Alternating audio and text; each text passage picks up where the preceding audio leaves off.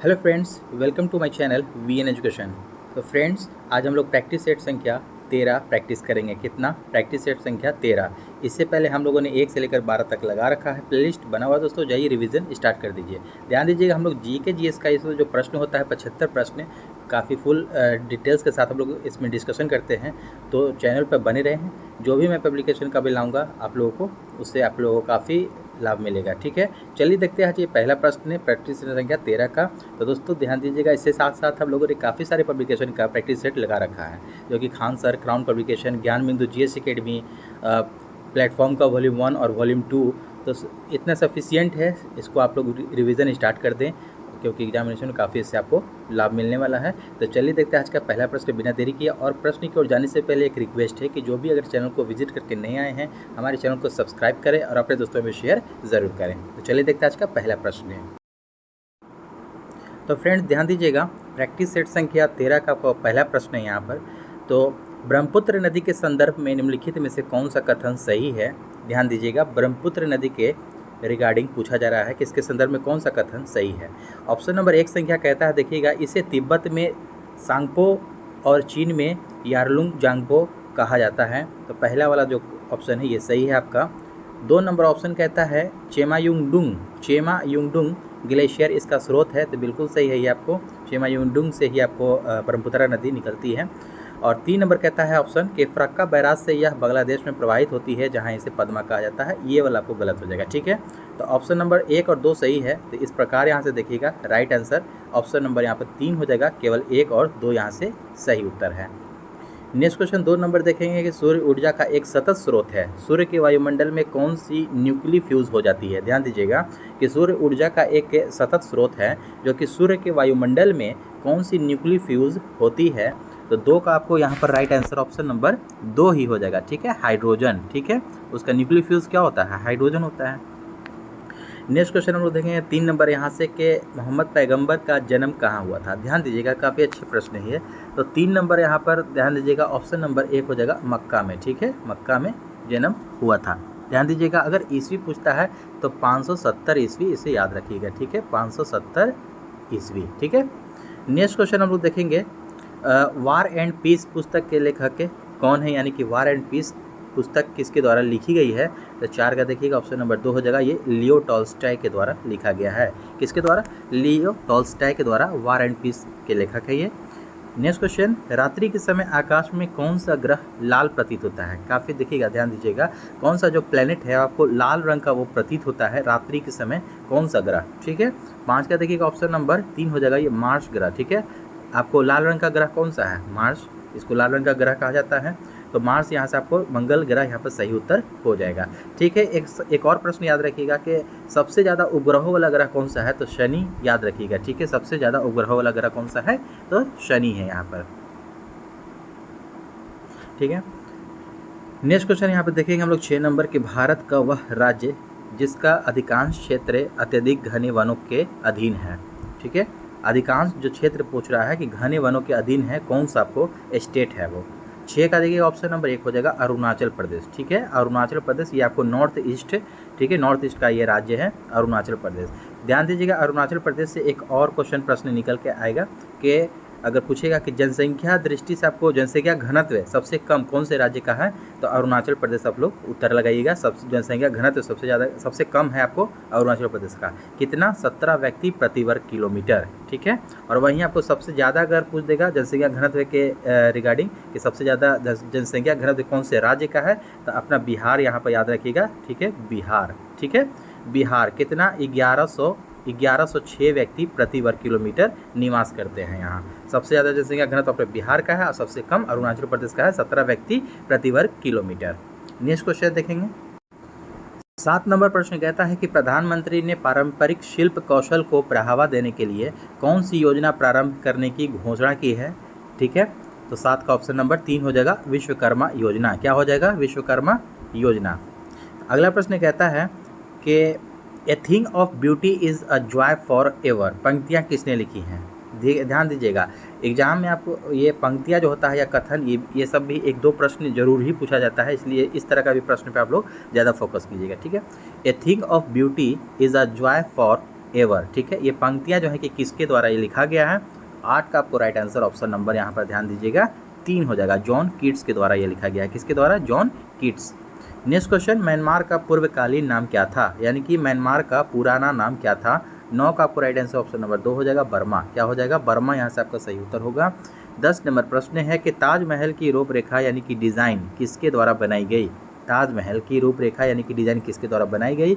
10 का option number 2 हो जाएगा उस्ताद ईसा, ठीक है। उस्ताद ईसा के द्वारा बनाया गया।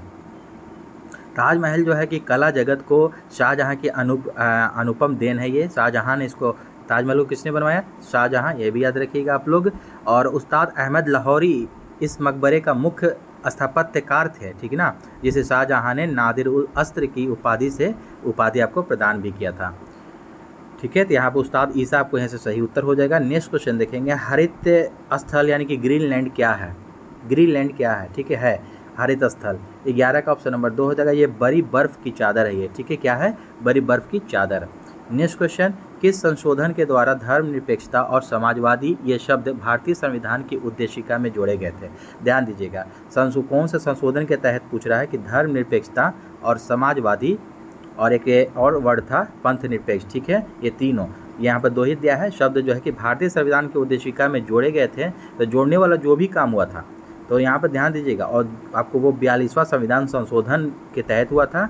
कब? डेट भी याद रखेंगे, काफ़ी इंपॉर्टेंट है, 1976, ठीक है। 1976 में जोड़ा गया था। और जितना भी हटाने वाला जो काम हुआ था वो 44वां संविधान संशोधन 1978 में ये किया गया था। जोड़ने वाला सब काम आपको 42वां संशोधन में हुआ था, ध्यान रखेंगे इसको। नेक्स्ट क्वेश्चन है, ताजमहल बनवाया था किसने बनवाया था? अभी ऊपर आपको क्वेश्चन ये प्रश्न आया था। तो 13 नंबर यहाँ पर 13 का देखिएगा राइट आंसर ऑप्शन नंबर 4 हो जाएगा। शाहजहाँ ने बनवाया था। ताजमहल किसने बनवाया था?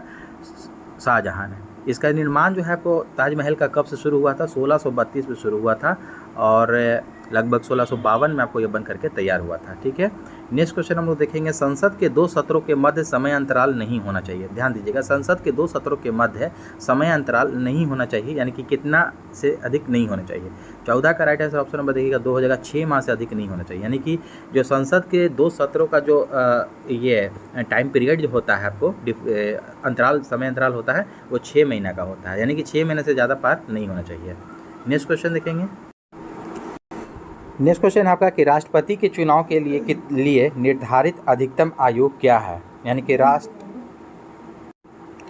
राष्ट्रपति के लिए अधिकतम आयु कितनी होनी चाहिए? 15 का आपको राइट आंसर ऑप्शन नंबर 4 हो जाएगा। ऐसी कोई सीमा नहीं है, ठीक है। यानी कि राष्ट्रपति के चुनाव के लिए आपको निर्धारित अधिकतम आयु पूछ रहा है, तो कोई आपको अधिकतम आयु नहीं है कि मतलब कि एक एग्जैक्ट कोई भी आयु होनी चाहिए, तो ऐसी कोई सीमा नहीं है। इसको ध्यान दीजिएगा। देखिएगा, इस प्रकार से भी प्रश्न पूछता है आपको एग्जामिनेशन में, तो ध्यान में रखिएगा आप लोग, ठीक है। अगर न्यूनतम आयु पूछ देगा राष्ट्रपति के लिए तो 35 वर्ष याद रखिएगा। और इस प्रकार से और भी एक ट्रिक है, रा, ठीक है, यानी कि राष्ट्रपति, उपराष्ट्रपति और ये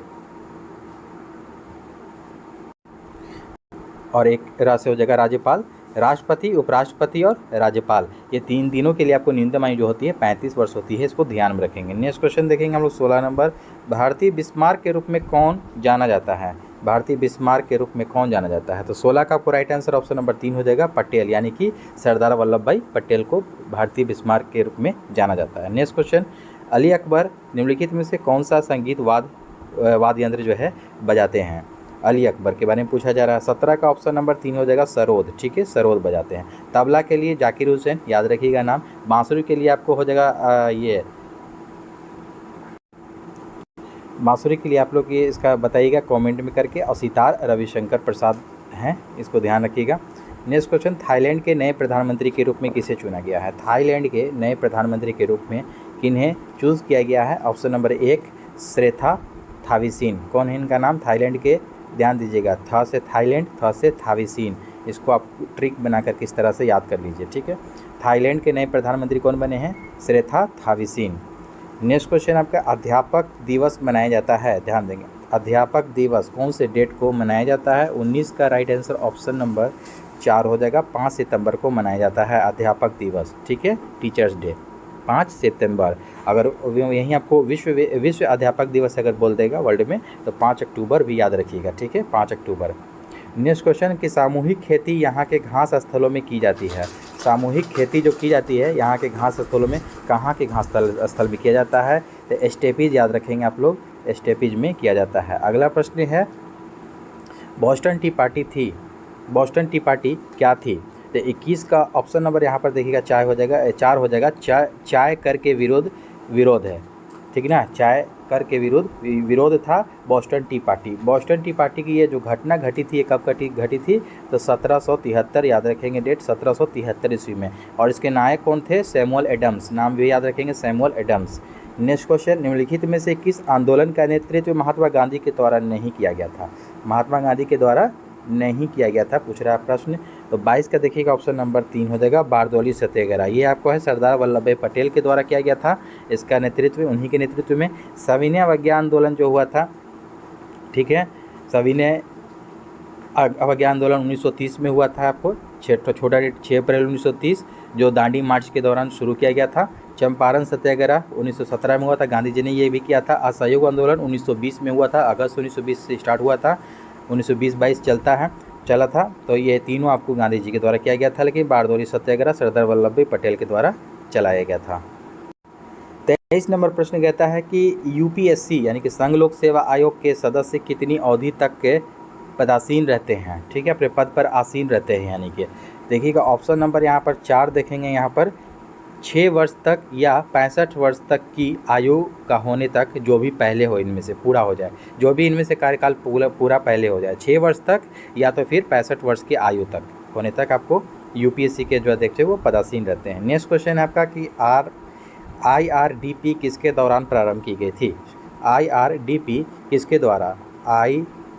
IRDP, ठीक है, किसके द्वारा आपको प्रारंभ की गई थी? तो ध्यान दीजिएगा 24 का ऑप्शन नंबर 2 हो जाएगा। छठी पंचवर्षीय योजना में ये शुरू किया गया था, छठी पंचवर्षीय योजना में शुरू किया गया था IRDP। IRDP का देखिएगा फुल फॉर्म भी पूछता है, तो इंडियन रूरल डेवलपमेंट प्रोग्राम, ठीक है, इंडियन रूरल डेवलपमेंट प्रोग्राम होता है इसका फुल फॉर्म, इसे भी याद रखेंगे। नेक्स्ट क्वेश्चन, केंद्रीय वित्त मंत्रालय के अनुसार जनधन खातों की कुल संख्या 50 करोड़ का आंकड़ा पार कर गई है। इन खातों में से कितने प्रतिशत खाते महिलाओं के हैं? तो इसका ध्यान देंगे, ऑप्शन नंबर 25 का 3 हो जाएगा, 56%। कितना? 56% महिलाओं के लिए ये हैं इनमें से। नेक्स्ट क्वेश्चन के भूकंप लेखी के द्वारा निम्नलिखित में से किसको सबसे पहले रिकॉर्ड किया जाता है? भूकंप लेखी के द्वारा। 26 का राइट आंसर ऑप्शन नंबर यहाँ पर 2 हो जाएगा, पी तरंग, ठीक है, भूकंप लेखी के द्वारा सबसे पहले पी तरंग जो होता है, पी वेव, उसको रिकॉर्ड किया जाता है। नेक्स्ट क्वेश्चन, पुरातात्विक प्रमाणों के आधार पर किस प्राचीन सभ्यता में कांच का प्रथम उपयोग होना पाया गया? पुरातात्विक प्रमाणों के आधार पर कहा जा रहा है, तो 27 का ऑप्शन नंबर 2 हो जाएगा, मेसोपोटामिया, ठीक है, मेसोपोटामिया की सभ्यता के अनुसार ये होना पाया जाता है। 27 का ऑप्शन नंबर 2 यहाँ से आपका सही उत्तर हो जाएगा। नेक्स्ट क्वेश्चन है, संविधान की 8वीं अनुसूची में शामिल की गई भाषा मैथिली बृहद रूप से देश के किस भाग में बोली जाती है? यानी कि जो संविधान सभा के 8वीं अनुसूची में टोटल कितने भाषाओं का उल्लेख है, ये भी याद रखिएगा, टोटल 22 भाषाओं का उल्लेख किया गया, ठीक है। पहले जब शुरुआत में हुआ था उस समय आपको ये 14 भाषा जोड़ा गया था, लेकिन फिर और टोटल हो गया 22 भाषाओं का उल्लेख मिलता है। और इसमें से पूछ रहा है कि मैथिली जो भाषा है आपको बृहद रूप में, यानी कि एक बड़े पैमाने पर कौन से स्टेट में, कहाँ पर आपको ये बोली जाती है, कौन से स्टेट में? तो 28 का राइट आंसर ऑप्शन नंबर 2 हो जाएगा, अपने बिहार में, ठीक है, मैथिली बिहार में बोली जाती है। 28 का ऑप्शन नंबर 2 हो जाएगा। ध्यान दीजिएगा 2013 में संविधान के 8वीं सूची में शामिल की गई भाषा मैथिली बृहद रूप में नेपाल और उत्तरी बिहार में बोली जाती है। इस भाषा के क्षेत्र को मिथिलांचल भी कहा जाता है। नेक्स्ट क्वेश्चन, बलात्कार के अभियुक्त को भारतीय दंड संहिता की किस धारा के अंतर्गत अभियोजित किया जाता है? तो ऑप्शन नंबर 29 का 4 हो जाएगा, अनुच्छेद 376 के अंतर्गत इसको रखा गया है। कितना? अनुच्छेद 376। अगला प्रश्न है, निम्नलिखित में से कौन एक प्रकार का चेक नहीं है? एक प्रकार का चेक नहीं है, cross cheque, blank cheque, bearer cheque या स्पीड चेक है। 30 का आपको राइट आंसर ऑप्शन नंबर 4 हो जाएगा। यहाँ से स्पीड चेक जो है ये आपको चेक का एक प्रकार नहीं है, अदरवाइज ये तीनों आपको चेक का प्रकार है। 31 नंबर प्रश्न है कि बिहार का राजकीय पक्षी कौन सा है? ध्यान दीजिएगा, बिहार का अपने राजकीय पक्षी पूछ रहा है, तो ऑप्शन नंबर 1 हो जाएगा, गौरैया, ठीक है, गौरैया जो है कि बिहार का राजकीय पक्षी है। और राष्ट्रीय पक्षी अगर कहेगा भारत देश का तो मोर याद रखिएगा, क्या मोर याद रखेंगे आप लोग सभी लोग। और मोर का वैज्ञानिक नाम है पावो क्रिस्टेटस, इसे भी याद रखना है साथ में। नेक्स्ट क्वेश्चन, बांदीपुर राष्ट्रीय उद्यान कहाँ है? ध्यान देंगे, बांदीपुर राष्ट्रीय उद्यान कहाँ स्थित है? तो 32 का ऑप्शन नंबर 2 हो जाएगा, बांदीपुर कर्नाटक में पड़ता है। ठीक है, कहाँ? बांदीपुर कर्नाटक में। ये एक टाइगर रिजर्व है और राष्ट्रीय उद्यान भी है। ठीक है, ध्यान में रखना है इसको। नेक्स्ट क्वेश्चन यहाँ पे ध्यान दीजिएगा, 33 नंबर की नवगठित राज्य यानी कि तेलंगाना का अस्तित्व किस राज्य के विभाजन से होने को है? ध्यान दीजिएगा, तो तेलंगाना का जो अस्तित्व है कौन से राज्य के विभाजन से होने को है? तो 33 का राइट आंसर ऑप्शन नंबर 2 हो जाएगा, ये आंध्र प्रदेश हो जाएगा। ठीक है, आंध्र प्रदेश के विभाजन से ये बना है तेलंगाना। तेलंगाना का अगर गठन पूछेगा तो याद रखिएगा छोटा डेट के साथ, क्योंकि आपकी नवीनतम राज्य है तो छोटा डेट भी पूछता है। तो 2 जून 2014, ठीक है, 2 जून 2014 याद रखिएगा, ये इसका गठन हुआ, इसको भी ध्यान रखना। नेक्स्ट क्वेश्चन, हड़प्पा स्थल खालिस्तान नदी के तट पर स्थित है। हड़प्पा स्थल कौन सी नदी के तट पर पूछ रहा है कि स्थित है? तो 34 का राइट आंसर ऑप्शन नंबर 4 हो जाएगा, रावी। क्या हो जाएगा? रावी। हड़प्पा रावी नदी के किनारे बसा हुआ ये एक स्थल है।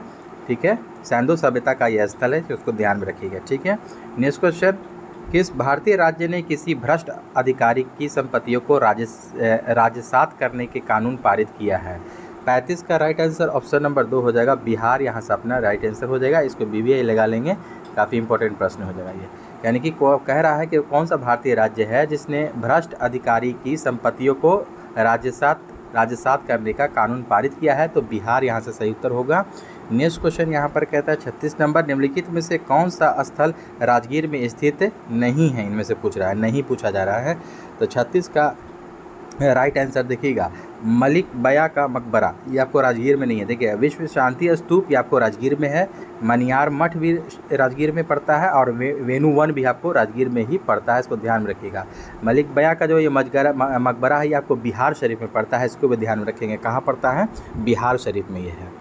ठीक है, नेक्स्ट क्वेश्चन है यहाँ पर कि किसी देश का विकास सामान्यतया निर्धारित किया जा सकता है? किसी देश का विकास सामान्यतया निर्धारित किया जा सकता है? 37 का ऑप्शन नंबर 4 हो जाएगा, उपर्युक्त सभी, यानी कि उसकी प्रति व्यक्ति आय से, उसके औसत साक्षरता स्तर से, उसके लोगों के स्वास्थ्य स्तर से, ये तीनों हो जाएगा आपको सम्मिलित रूप से, उपर्युक्त में से सभी हो जाएगा। अगला प्रश्न है कि अम्फान चक्रवात के संदर्भ में दिए गए कथनों पर विचार कीजिए। ठीक है, यहाँ पर ध्यान दीजिएगा, ऑप्शन नंबर 1 यहाँ से कहता है कि अम्फान ने भारत बांग्लादेश सीमा के आसपास के मैंग्रोव क्षेत्र सुंदरवन को प्रभावित किया था, ये सही है। और दूसरा ऑप्शन कहता है पश्चिम बंगाल के 3 जिले दक्षिण और उत्तर 24 परगना और पूर्व मिदनापुर बहुत बुरी तरह प्रभावित हुआ था, ये भी सही है। तो ऑप्शन नंबर यहाँ पर देखिएगा 4 हो जाएगा, 1 और 2 दोनों सही है इनमें से। 39 नंबर प्रश्न है कि अर्ध रोजगारी की समस्या कृषि क्षेत्र में पाई जाती है, इसे सही ढंग से परिभाषित किया जा सकता है जब लोग, क्या होगा यहाँ पर आपका सही उत्तर? ध्यान दीजिएगा, ऑप्शन नंबर 3 यहाँ से सही उत्तर हो जाएगा। यहाँ से देखिएगा, उससे कम कार्य करते हैं जो वे करने में सक्षम हैं। ठीक है, उससे कम काम करते हैं जो वो करने में सक्षम होते हैं। इस प्रकार ध्यान दीजिएगा कि अर्ध रोजगारी की समस्या कृषि क्षेत्र में जो पाई जाती है ना, इसी ढंग से परिभाषित किया जा सकता है इसको। नेक्स्ट क्वेश्चन यहाँ पर ध्यान देंगे, 40 नंबर की मालगुडी डेज नामक प्रसिद्ध पुस्तक निम्नलिखित में से किस लेखक ने लिखी है? मालगुडी डेज देखिएगा, काफ़ी आपको ये चर्चित पुस्तक है, लगभग हर एक एग्जाम में पूछा जाता है। ये किसकी आपको लिखी, किसने लिखा? 40 का ऑप्शन नंबर 3 हो जाएगा, R.K. नारायण। ठीक है, R.K. नारायण नाम याद रखेंगे आप लोग, मालगुडी डेज। अगला प्रश्न कहता है उत्तरी गंगा के मैदान में निम्नलिखित में से कौन सी पहाड़ियाँ स्थित हैं? उत्तरी गंगा के मैदान में कौन सी पहाड़ियाँ स्थित हैं? 41 का ऑप्शन नंबर 1 हो जाएगा, सोमेश्वर की पहाड़ियाँ। क्या हो जाएगा? सोमेश्वर की पहाड़ियाँ। अगला प्रश्न कहता है निम्नलिखित में से किस देश ने मानव विकास के अर्थ में भारत से बेहतर कार्य निष्पादन किया है? कौन सा कह रहा है कि किस देश ने मानव विकास के अर्थ में भारत से बेहतर कार्य निष्पादन किया है? तो 42 का राइट आंसर ऑप्शन नंबर 2 हो जाएगा, श्रीलंका। ठीक है, अपना पड़ोसी देश है ये श्रीलंका, ध्यान दीजिएगा, यहाँ से राइट आंसर हो जाएगा। नेक्स्ट क्वेश्चन, अगस्त 2023 में किस देश की राष्ट्रपति ने प्रधानमंत्री नरेंद्र मोदी को the grand cross of the order of honour से सम्मानित किया है? कौन सा ये है अवार्ड है? The grand cross of the order of honour से सम्मानित किया गया है प्रधानमंत्री मोदी को 2023 अगस्त 23 में। कौन से देश के राष्ट्रपति ने किया है? 43 का ऑप्शन नंबर 3 हो जाएगा, ये ग्रीस के राष्ट्रपति ने। कौन? ग्रीस के राष्ट्रपति ने दिया है प्रधानमंत्री नरेंद्र मोदी को। अगला प्रश्न कहता है, यहाँ पर ध्यान दीजिएगा, राज्य के नीति निर्देशक सिद्धांतों को किस देश के संविधान से प्रेरणा लेकर व्युत्पन्न किया गया है? यानी कि कौन से देश के संविधान से प्रेरणा लेकर के भारत की संविधान में उसको जोड़ा गया, यहाँ पर लिया गया है। तो 44 का राइट आंसर ऑप्शन नंबर 2 हो जाएगा, आयरिश यानी कि आयरलैंड। ठीक है, याद रखिएगा, आयरिश यानी कि आयरलैंड के संविधान से लिया गया है नीति निर्देशक सिद्धांत। इसको ध्यान में रखना है आप लोगों को, काफ़ी अच्छे हुए ध्यान दीजिएगा। नीति निर्देशक सिद्धांत जो है कि अगर भाग पूछेगा तो कौन से भाग में है, तो भाग 4 याद रखेंगे आप लोग। ठीक है, भाग 4। और अगर आर्टिकल कहता है तो 36 से 51। ठीक है, 36 से 51 अनुच्छेद में रखा गया है आर्टिकल्स में।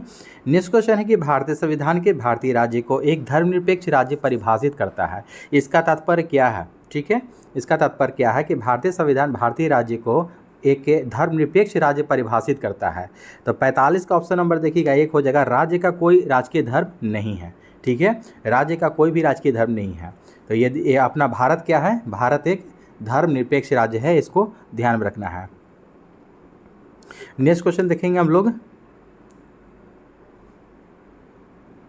46 नंबर प्रश्न कहता है कि बिहार राज्य के वह मुख्यमंत्री जो सबसे कम अवधि तक इस पद पर रहे, कौन से बिहार राज्य के मुख्यमंत्री हैं जो इसकी अवधि पर जो है कि सबसे कम पद पर रहे, सबसे कम समय तक? तो ध्यान दीजिएगा, 46 का ऑप्शन नंबर 1 हो जाएगा, सतीश प्रसाद सिंह। कौन है? सतीश प्रसाद सिंह जो है कि ये सबसे कम समय तक अपने बिहार के मुख्यमंत्री के पद पर रहे। यहाँ ध्यान दीजिएगा, ये कब से कब तक इनका कार्यकाल था, तो 28 जनवरी 1968 से 1 फरवरी 1968 है। यानी कि लगभग आपका कितना दिन हो गया, 28 जनवरी 29, 30, 31 और 1 फरवरी, यानी कि 3 से 4 दिन। ठीक है, इसको ध्यान में रखेंगे, काफ़ी इंपॉर्टेंट प्रश्न है। सतीश प्रसाद सिंह इनका नाम है, सबसे कम समय बिहार के मुख्यमंत्री। बिहार के उदनपुरी बिहार शरीफ महाविहार नष्ट कब हुआ? ध्यान दीजिएगा, 47 का ऑप्शन नंबर 3 हो जाएगा, बख्तियार खिलजी के आक्रमणों से ये आपको नष्ट हुआ। अगला प्रश्न है, भारत के पहले A1 संचालित एंट्री ड्रोन सिस्टम को क्या नाम दिया गया है? तो 48 का आपको राइट आंसर ऑप्शन नंबर 3 हो जाएगा, इंद्रजाल। क्या नाम दिया गया है? इंद्रजाल नाम दिया गया है। 49 नंबर क्वेश्चन कहता है कि निम्नलिखित नदियों के युग्म में से किसे सर्वप्रथम जोड़ा गया था? ठीक है, सर्वप्रथम किसे जोड़ा गया था? 49 का ऑप्शन नंबर 3 हो जाएगा, गोदावरी कृष्णा को जोड़ा गया था, इसको ध्यान में रखेंगे। नेक्स्ट क्वेश्चन है आपका कि बिहार के सर्वाधिक राष्ट्रीय उच्च पथ NH यानी कि लंबाई वाला जिला कौन सा है? यानी कि सर्वाधिक यानी कि सबसे ज़्यादा राष्ट्रीय उच्च पथ यानी कि जो नेशनल हाईवे होता है उसकी लंबाई वाला जिला कौन सा है? बिहार का अपना पूछा जा रहा है, ध्यान दीजिएगा, बिहार का। तो 50 का ऑप्शन नंबर 1 हो जाएगा, पटना। ठीक है, पटना यहाँ से आपका सही उत्तर हो जाएगा। NH की लंबाई वाला जो पूछा जा रहा है ये 395 किलोमीटर टोटल है। ठीक है, 395 पटना। फिर आपको मुजफ्फरपुर चला जाइए तो 229 किलोमीटर है, मधुबनी 208, यानी कि सबसे ज़्यादा लंबा वाला कौन सा जिला अपना? पटना है, ध्यान में रखिएगा इसको, काफ़ी इंपॉर्टेंट प्रश्न है। यहाँ से ध्यान दीजिएगा, सामान्य विज्ञान हम लोग स्टार्ट करने जा रहे हैं। गणित और रीजनिंग के लिए आप लोग PDF ले लीजिएगा, टेलीग्राम ज्वाइन कर लीजिए, लिंक डिस्क्रिप्शन बॉक्स में मिल जाएगा आप लोगों को।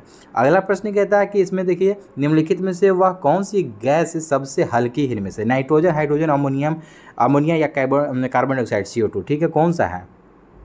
ध्यान दीजिएगा, इसमें 2 नंबर हो जाएगा, हाइड्रोजन जो है कि आपको सबसे हल्की गैस है। ठीक है, नेक्स्ट क्वेश्चन यहाँ पर कहता है कि जब कोलाइडी विलयन से प्रकाश का प्रबल किरण पुंज गुजारा जाए तो प्रकाश क्या होगा? जब कोलाइडी विलयन से प्रकाश का प्रबल किरण पुंज गुजारते हैं, अब हम लोग गुजारेंगे तो क्या आपको आएगा, क्या होगा उसके तत्पश्चात?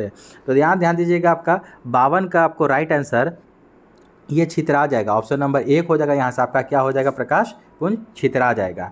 नेक्स्ट क्वेश्चन, अधिक जैविक क्षति किससे होती है? अधिक जैविक क्षति जो है किससे होती है? तो 53 का देखिए 2 हो जाएगा, गामा किरण से। किससे होती है?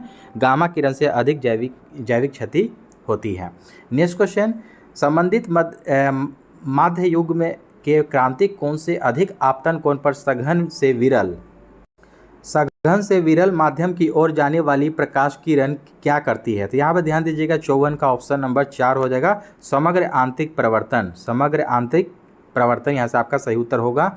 अगला प्रश्न कहता है ऑटोमोबाइल में पीछे का ट्रैफिक देखने के लिए किस प्रकार के दर्पण का प्रयोग किया जाता है। ध्यान दीजिएगा, यानी कि पीछे के दृश्य को देखने के लिए जो हमारी गाड़ी में लगा हुआ होता है तो वो आपको उत्तल दर्पण होता है। दोस्तों याद रखिएगा, उत्तल दर्पण। ऑप्शन नंबर यहाँ से 4 हो जाएगा सही उत्तर। अगला प्रश्न है निम्नलिखित में से किस विकिरण में सबसे कम तरंगदैर्ध्य होता है।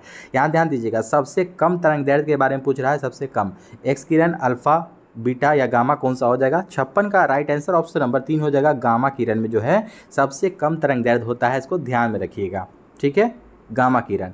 नेक्स्ट क्वेश्चन कह रहा है यहाँ पर कि दृष्टि के अस्थायित्व का सिद्धांत किसके पीछे का सिद्धांत है। दृष्टि के अस्थायित्व का सिद्धांत किसके पीछे का सिद्धांत है। तो 57 का राइट आंसर ऑप्शन नंबर 2 हो जाएगा, सिनेमा। यहाँ पे क्या हो जाएगा, सिनेमा, यहाँ से आपका सही उत्तर होगा। नेक्स्ट क्वेश्चन, स्वाभाविक रूप से घटित होने वाला सबसे भारी तत्व कौन सा है। स्वाभाविक रूप से घटित होने वाला 58 का 4 हो जाएगा, यूरेनियम। क्या हो जाएगा, यूरेनियम। अगला प्रश्न है तरल अवस्था में पाई जाने वाली अधातु कौन सी है। ध्यान दीजिएगा, यहाँ अधातु पूछा है तरल अवस्था में। तो 59 का राइट आंसर ऑप्शन नंबर 1 हो जाएगा, ब्रोमीन। ठीक है, ब्रोमीन आपको अधातु है, तरल अवस्था में पाया जाने वाला। यहीं अगर धातु पूछ देता आप लोग तो पारा यहाँ से सही उत्तर हो जाता। नेक्स्ट क्वेश्चन यहाँ पे ध्यान दीजिएगा, 60 नंबर की, वातावरण के भीतर क्षैतिज ऊष्मा अंतरण को क्या कहते हैं। वातावरण के भीतर क्षैतिज ऊष्मा अंतरण को क्या कहते हैं। तो 60 का राइट आंसर ऑप्शन नंबर 4 हो जाएगा, अवशोषण कहते हैं उसे। क्या कहते हैं, अवशोषण। यानी कि वातावरण के भीतर क्षैतिज ऊष्मा अंतरण को अवशोषण कहते हैं। नेक्स्ट क्वेश्चन, निम्नलिखित में से किसकी भेदन क्षमता न्यूनतम होती है। भेदन क्षमता न्यूनतम होती है किसकी। तो 61 का यहाँ पर राइट आंसर ऑप्शन नंबर 1 हो जाएगा, अल्फा कण की। ठीक है, अल्फा कण। ठीक है, अल्फा कण जो होता है इसका भेदन क्षमता न्यूनतम होता है। नेक्स्ट क्वेश्चन, हेक्सामिथाइलिन डायामाइन और एडिपिक एसिड के संघनन से प्राप्त पॉलीमर क्या होता है। ठीक है, हेक्सामिथाइलिन डायामाइन और एडिपिक एसिड के संघनन से पूछ रहा है कि प्राप्त जो पॉलीमर प्राप्त होता है वो क्या होता है। तो 62 का राइट आंसर ऑप्शन नंबर 1 हो जाएगा, नाइलॉन 66। ठीक है, नाइलॉन 66 है। अगला प्रश्न है नेक्स्ट क्वेश्चन की, कार्बन यौगिक से संबंधित गलत कथन का चयन कीजिए। ठीक है, गलत कथन का चयन करना है यहाँ पर। तो क्या कह रहा है, कार्बनिक यौगिकों से संबंधित, तो उनका गलनांक तथा क्वथनांक निम्न होता है, ये आपको सही है। ऑप्शन नंबर 2 कहता है कि वे जल में घुलनशील नहीं हैं आपको। तो यहाँ पर ध्यान दीजिएगा, 63 का ये भी सही है, वे सहज ज्वलनशील नहीं हैं, ये गलत हो जाएगा। तो ऑप्शन नंबर 3 यहाँ से सही हो जाएगा, क्योंकि गलत कथन की पहचान करना था। उनमें मुख्यतः कार्बन और हाइड्रोजन होता है, ये भी सही है। अगला प्रश्न है कि 5% जल वाले एथेनॉल को क्या कहते हैं। 5% जल वाला एथेनॉल जो होता है उसको हम लोग क्या कहते हैं। तो 64 का देखिएगा 3 हो जाएगा, यहाँ से परिशोधित स्प्रिट कहते हैं उसको हम लोग। क्या कहते हैं, परिशोधित स्प्रिट। नेक्स्ट क्वेश्चन, पर्यावरणीय जागरूकता के अंग्रेजी अक्षर पी से आरंभ होने वाले प्रसिद्ध 3 शब्द कौन से हैं। ध्यान दीजिएगा, पर्यावरणीय जागरूकता के अंग्रेजी अक्षर पी से आरंभ होने वाले प्रसिद्ध 3 अक्षर कौन से हैं। 65 का देखिएगा ऑप्शन नंबर यहाँ पर 4 हो जाएगा, पॉपुलेशन, पावर्टी और पॉल्यूशन। ठीक है, पॉपुलेशन, पावर्टी और पॉल्यूशन, यहाँ से सही उत्तर हो जाएगा ऑप्शन नंबर 4। नेक्स्ट क्वेश्चन है, निम्नलिखित में से कौन सा जोड़ा सही है इनमें से। ध्यान देंगे तो 66 का यहाँ पर ध्यान दीजिएगा, जोड़ा कौन सा सही है। द्वितीय उपभोक्ता घास, ये नहीं हो जाएगा, ये तो प्रथम उपभोक्ता है। अब घटक बैक्टीरिया, ये वाला आपका सही है, सही जोड़ा ऑप्शन नंबर 2 ही यहाँ से आपका सही उत्तर हो जाएगा। उत्पादक हिरन, ये आपको नहीं होगा, गलत। प्राथमिक उपभोक्ता तेंदुआ, प्राथमिक उपभोक्ता तेंदुआ भी नहीं है, ये भी गलत हो जाएगा। ध्यान दीजिएगा, ऑप्शन नंबर 2 सही है। नेक्स्ट क्वेश्चन है कि संकटग्रस्त प्रजातियों को किस रंग की डेटा बुक में दर्शाया जाता है। जो संकटग्रस्त प्रजाति जितने भी हैं जो विलुप्त के कगार पर हैं उनको कौन सी बुक में दर्शाया जाता है। तो 67 का राइट आंसर ऑप्शन नंबर 2 हो जाएगा, उसको हम लोग कहते हैं रेड डाटा बुक। ठीक है, लाल रंग से दर्शाया जाता है। नेक्स्ट क्वेश्चन है, निम्नलिखित में से सबसे बढ़िया कुचालक कौन सा है। कुचालक पूछा जा रहा है इनमें से सबसे, पारा, कैडमियम, जर्मेनियम या कांच है। देखिएगा 68 का यहाँ पर राइट आंसर ऑप्शन नंबर 4 हो जाएगा, कांच जो है कि सबसे बढ़िया यहाँ पर आपको कुचालक हो जाएगा। ठीक है, नेक्स्ट क्वेश्चन यहाँ पर ध्यान दीजिएगा, निम्नलिखित में से क्या क्लोरोफिल अणु में पाया जाता है। क्लोरोफिल अणु में पाया जाता है तो Mg यहाँ पर याद रखिएगा, यहाँ पर ध्यान दीजिएगा। 69 का ऑप्शन नंबर 2 हो जाएगा, Mg यानी कि मैग्नीशियम पाया जाता है क्लोरोफिल में। जैव विविधता का अंतर्राष्ट्रीय वर्ष क्या था। तो जैव विविधता का अंतर्राष्ट्रीय वर्ष हो जाएगा दोस्तों 2010। क्या हो जाएगा? 2010 था। अगला प्रश्न कहता है अल्फा केराटिन एक प्रोटीन है जो पाया जाता है, किस में पाया जाता है? 71 का राइट आंसर ऑप्शन नंबर 3 हो जाएगा, ऊन में पाया जाता है। अल्फा केराटिन, ठीक है, एक प्रोटीन है ये जो आपको ऊन में पाया जाता है। 71 का ऑप्शन नंबर 3 होगा दोस्तों, ऊन में पाया जाता है। अगला प्रश्न है क्षुद्र ग्रह सूर्य के चारों ओर किन ग्रहों के बीच चक्कर लगाते हैं? क्षुद्र ग्रह जो होता है, ठीक है, एस्ट्रॉयड, सूर्य के चारों ओर किन ग्रहों के बीच चक्कर लगाते हैं? यहाँ पर देखेंगे ऑप्शन। तो यहाँ पर ध्यान दीजिएगा, जो क्षुद्र ग्रह जो होता है ना वो आपको मंगल और बृहस्पति के बीच पाया जाता है, ठीक है। ऑप्शन नंबर 2 यहाँ से सही उत्तर हो जाएगा आपका। नेक्स्ट क्वेश्चन कि सूर्य का पृष्ठीय तापमान आंका गया है तो कितना? पृष्ठ का तापमान पूछ रहा है। तो 73 का right answer option number A, 73 का देखिएगा 1 हो जाएगा 6000 डिग्री सेल्सियस है, ठीक है, पृष्ठीय तापमान सूर्य का। अगला प्रश्न है दूरदर्शन चैनल की विशेषता क्या है? दूरदर्शन चैनल जो आप लोग देखते हैं उसकी विशेषता क्या है? 74 का ऑप्शन नंबर 1 हो जाएगा प्रेषित संकेत की आवृत्ति। प्रेषित संकेत की आवृत्ति यहाँ से सही उत्तर हो जाएगा।